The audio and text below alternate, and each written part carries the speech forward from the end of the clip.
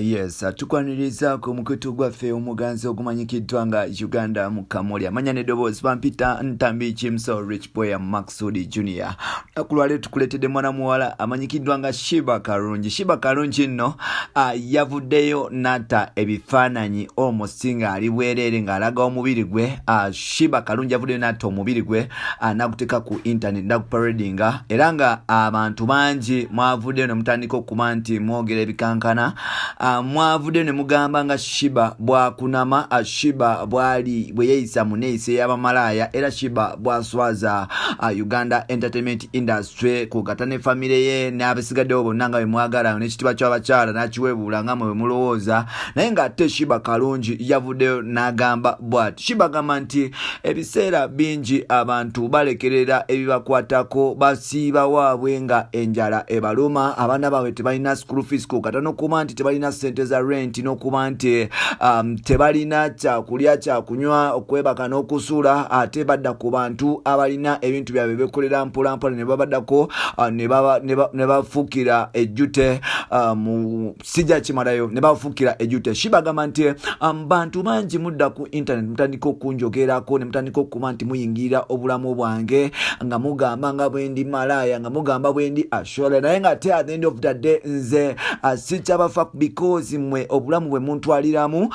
nze bwe njagala ate nga nkikoleredde okumala ebbanga. Sheebah agamba nti kuva mu obsessions nga abantu bandirako obutooke n'obunyebwa olwokubanga nsirika nnyo n'okuba nti saagala kuba nti I exchange words with people, naye ate kikolinza okuba nti abantu bano abatalina kye bampa abatalina kyakundisa be banzikakanako ne baba nti banvuma, nze nteekayo omubiri gwange ku internet because kyenjagala.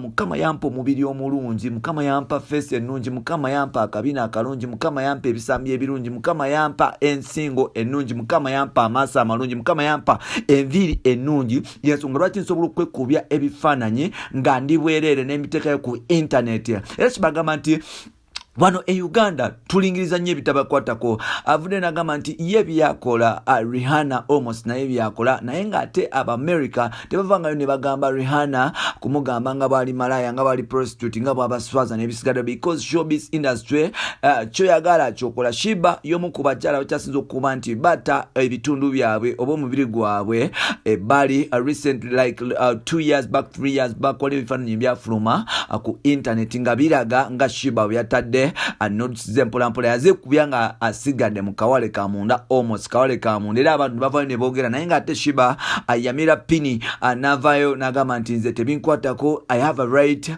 okuba nti nti omubiri gwange nno mu Uganda okuba nti wekubya ebifaananyi ebyobukunyo oba ebyobwere n'obiwanikayo ku internet guba musango. Bayinza okuba nti bakuvunaana omusango bayita cyberbullying n'okuba nti misuse of internet n'ebisigaddewo, ate nga ne Father Lukodo y'omu ku bantu abakwasaganya embeera eyo, naye ng'ate Father Lukodo musisimu y'okuba nti baleeta etteekerero okuba nti litangira obwononefu ku social media mu Uganda, ate regime ye abantu kwe basinze okuba nti boononekera ddala. Tulaba sex step ya mwana muwala amanyikiddwa nga Robina Mweruka ku mulembe gwe, tulabye obwerere bwa Desire Ruzinda ng'ate tebalina kye bamukoze, tulabye Clive Kyotohaire, tulabye Betty Natiana n'abasigadde. So n'olwekyo anti mu Uganda however much baleeta etteeka lino ery'okuba nti litangira abantu aba posting obwerere ku social media, abayimbi ne ba celebrity ate babikwatirako ddala. Sheebah olwaliro avudde n'agamba nti ye aliwaddemu okuba nti akola kyayagala oba alaga pusi bantu 100 ajagiraga because